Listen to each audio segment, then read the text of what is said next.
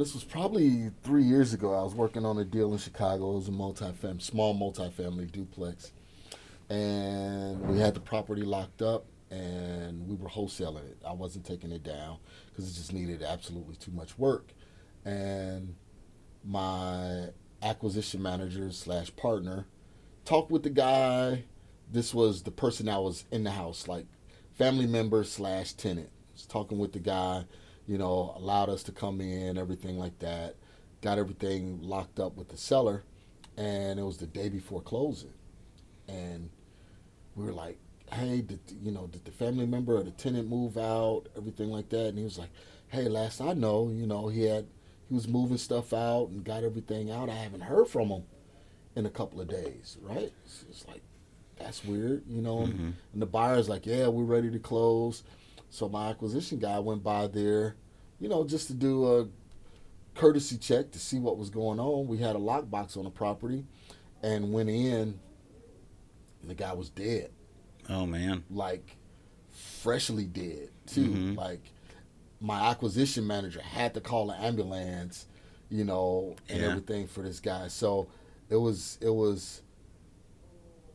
it wasn't a frightening situation for me because I wasn't there, but it was a frightening situation for my acquisition manager because it was in a rougher part of Chicago. He was like, "Man, I don't want the cops to think, Mm. Oh I yeah. Oh, killed this guy. yeah. I'm the He's a only one. suspect now. Yeah, Yeah, yeah. now I'm a suspect. So it was a unique situation that was slightly scary. So was he like? Do you know how he died or what happened? I think he OD'd. Oh, Yeah. yeah. That's terrible. Wow. So what would you do? But the funny thing Yeah. about it is, well, not funny, but my acquisition Yeah. manager, he didn't, he wasn't always above board. So he was from the street. So he had like criminal stuff on his Mm. background, selling drugs, stuff like that. So Yeah. he was like, "Man, I don't want them to think that it was a bad drug deal going wrong or I sold them the wrong stuff." Yeah. Yeah. So he was like, "I'm never Yeah. going back there." Yeah, man.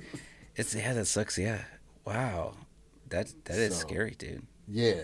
So he In those was like, situations. I don't want to.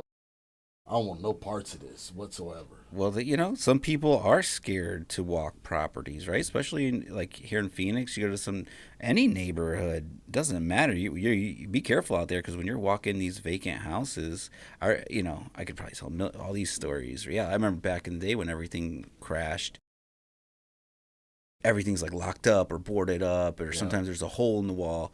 Like people would pop their heads in the wall, like you know what I mean. You Mm-hmm. never know who would be inside, right? Like yeah, every time we see like someone trying to break in, like so we can get in, Get in, yeah. it's not like that anymore. You notice that? Well, it's not a lot of abandoned I houses know that used to be anymore. fun. Cause I remember when I went in Maryville, and it was just like needles everywhere, and you could tell it was like people were just Yeah, in there. They had a bucket in the corner where they was taking a crap and stuff yeah, like I that. remember a bunch And of those. The Home Depot buckets. yeah, and Yeah, that was before I had my firearm, so I'm going in there with just a police flashlight, and I'm like, yeah. You kind of got used to it. It's so crazy.